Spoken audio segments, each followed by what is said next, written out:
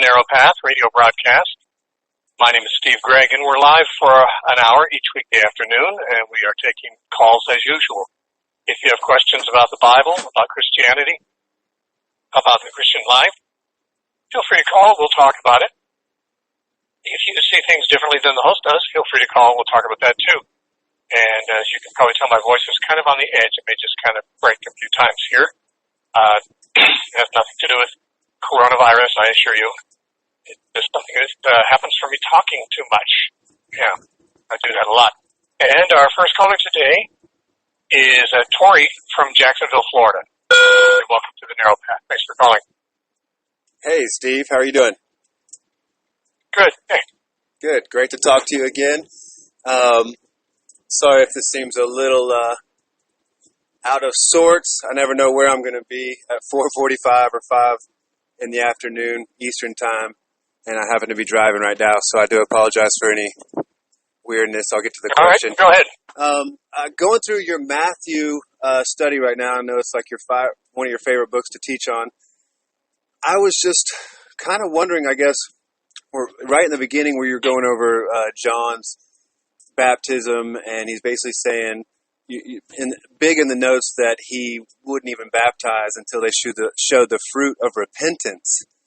And in my mind, I was just like, oh, I'm for sure Steve's going to go straight to Luke right here, where they ask, what is the fruit of repentance? And, he says, basically if you have 2 coats and your brother has none, give him one, and do the same with food.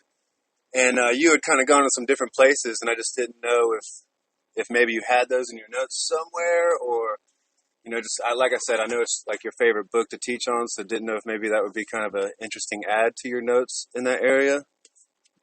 Well, I don't teach from notes, actually. I basically teach off the top of my head.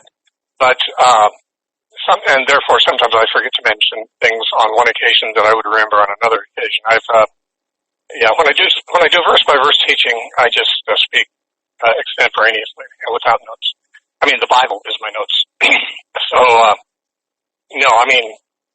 sure. I mean, Luke chapter 3, where the soldiers asked John the Baptist what they should do, and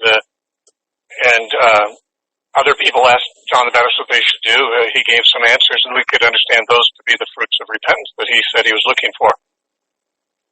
Right. But no, I didn't have them in my notes. Well, just trying to even get to know you better. I think that was a better gem for me than anything else you could have said that you just teach from memory and from the Bible. Right. Now, that's not the case. That's not the case when I'm speaking on topics. When I speak topical lectures, I have those outlined. In fact, most of those outlines are posted at a website that anyone can go to them. It's Matthew713.com. is the website, Matthew713.com. You can find most of the notes that I use when I teach my topical studies. But when I'm doing verse by verse, I don't have notes. Except maybe occasionally I've written something in the margin of my Bible, like a cross-reference or something. Right. Okay, well, that's amazing. I don't want to take up any more time. I'm sure the lines are busy. So I will call back another time. Have a great day and stay healthy. Okay, thanks for your call. Thanks.